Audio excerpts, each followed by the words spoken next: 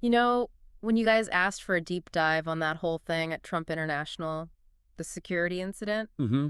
I gotta admit, kind of made me do a double take. I mean, a potential assassination attempt at a place that practically screams Trump on September 15th, no less. Yeah, it's like everyone holds their breath anytime those two things get mentioned together. Yeah. Trump and security breach. No kidding. And what gets me is this is like, what, the second attempt in just a few months? It really hits differently this time, doesn't it? I mean, this wasn't just some public event. This was at a location that's practically part of his identity.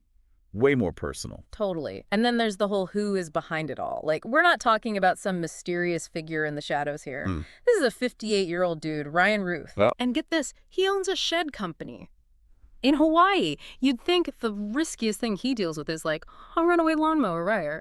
okay, but let's not get too caught up in the whole unusual background thing and forget that this guy was armed. He managed to slip past security and for a pretty uncertain amount of time, too. And his online activity. Yeah. Whole other can of worms. This wasn't just some random impulsive act. Dude was prepared. Oh, for sure. Speaking of online activity, can we talk about that for a sec? Because, wow, it's a lot. Like, back in 2020, he was all over social media criticizing Trump. And then after that other attempt on Trump back in July, he's making all these comments, almost like he was, I don't know, fascinated. But here's the kicker. He was a huge supporter of Ukraine, like passionate about it. Even traveled there in 2022, said he wanted to join the fight against Russia. It's almost like trying to put together one of those puzzle boxes, where the pieces don't quite line up. On one hand, you've got these strong opinions about Trump, but then this whole other side of him, totally gung-ho for Ukraine. Right. Like he's driven by some kind of cause. Yeah. But it's hard to pin down exactly what that cause even is. Yeah. It's like he's living this double life, which I guess with the internet and all, isn't that crazy these days? CBS even found an interview he did with Newsweek Romania where he's talking about this whole fight between good and evil thing. Gives me the chills thinking about it now, knowing what went down. It's so easy to just connect those dots, right? And Mhm. say, oh, well, there it is. That explains everything. But hold on, because the Ukrainian Defense Ministry, Yeah. they're saying he never actually fought with them. Makes you wonder, what was the real deal here? Was this a Trump thing, a Ukraine thing, some weird mix of both, Mm. or something else entirely? Like, it's almost as if he wanted to be a part of all this, these major world events. But why? And how on earth did he manage to get past security at a place like Trump International, even for a little bit? That's what I want to know. Like, how does that even happen? You'd think with their track record, a Trump property would be, I don't know, Fort Knox or something. Right. With all that's happened, you figure they'd be on high alert, like 24/7. But get this. The reports say this guy, Ruth, he was camped out there for, get this, 12 hours. No way. I'm serious. And he wasn't just hanging out. He had an AK-style rifle, cameras, the whole 9 yards. It's like he was ready to film a documentary, not, storm the place. And you said he was hiding in the bushes. Yeah, like he knew what he was doing. This wasn't some amateur hour operation. Talk about a major security fail, especially if he was really after Trump. Which, by the way, still kind of fuzzy on the details there. Some sources say he was 300 yards away. Others are saying 500. I know, right? That's a huge difference. You'd think they'd have that part figured out, for sure. Yeah, could be. They're talking about different security zones or something. Maybe 300 yards is like the outer perimeter, but 500, that's getting up close and personal. Could have been way more serious than we thought. You have to wonder, did they maybe, I don't know, ease up a bit on security? Since Trump's not president anymore. It's possible. Yeah. I mean, we know they usually go all out when he's scheduled to Yep. be somewhere. Maybe they got caught with their guard down, figured it was just another day at the golf course. Talk about being at the wrong place at the wrong time. But even if security was a little lax, I mean, you still got the Secret Service there. And they did respond, fired their weapons even. Let's be real.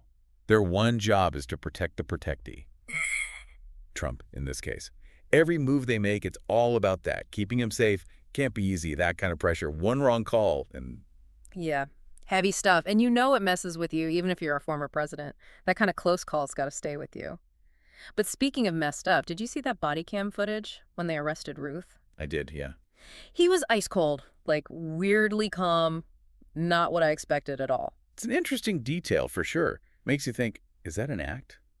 Or is there something more going on there? It's like he was going through the motions, But none of it really adds up, does it? Which brings us back to that big old question mark hanging over this whole thing. Why? What was Ruth really after? Yeah, it's the million-dollar question. And honestly, the sources, they only give us bits and pieces. Yeah. We see the political stuff online, the rants, that kind of fascination with violence, even a need for attention, maybe, especially with that whole Ukraine thing. Right, right. Almost like he was trying to build some kind of narrative, but the pieces just don't fit. It'd be easy to just say, oh, he's just another nut and call it a day. But that feels kind of cheap, you know? Like Yeah. we're missing something important. Yeah, and that's what makes this whole thing so unsettling. It forces us to look at some really uncomfortable truths about, well, about where we are as a society. I mean, you see it in the sources, this undercurrent of extremism, people getting radicalized online, nobody knowing what's real anymore. It's bigger than just one guy in one golf course. I hear that. It's a lot, honestly. Like if someone can plan all this out, down to the last detail, where do you even begin to stop it? It makes you want to check every bush before you tee off. You know what I mean? I get it. It's not about living in fear, though. It's about understanding the world we're in now. You can't just ignore the signs, whether it's someone acting off or the crazy stuff people are saying online. We got to be aware, not just for our own safety, but for the sake of, like, our minds, the Right. stuff we let ourselves believe. So, what do we do then? Seriously, we hear stories like this all the time, and it's easy to feel helpless. What's the takeaway here? For starters, just being aware is huge. Pay attention to what you're reading online. Don't just believe everything you see. Question stuff, especially if it already fits your worldview. And talk to people, even when it's about the hard stuff. Most importantly, don't just dismiss guys like Ruth as crazy. That lets all of us off the hook too easy. This whole thing, it's a wake-up call. The line between out there beliefs and real-life violence, it's way too thin these days.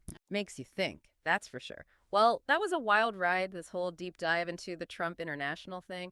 More questions than answers, honestly, but maybe that's the point, right? Sometimes the best thing you can do is sit with those questions, let them get under your skin a little. Makes you see the world a little different, and that's never a bad thing. Until next time, keep asking questions, stay informed, and stay engaged. It's a crazy world out there, and the best way to deal with it is head on.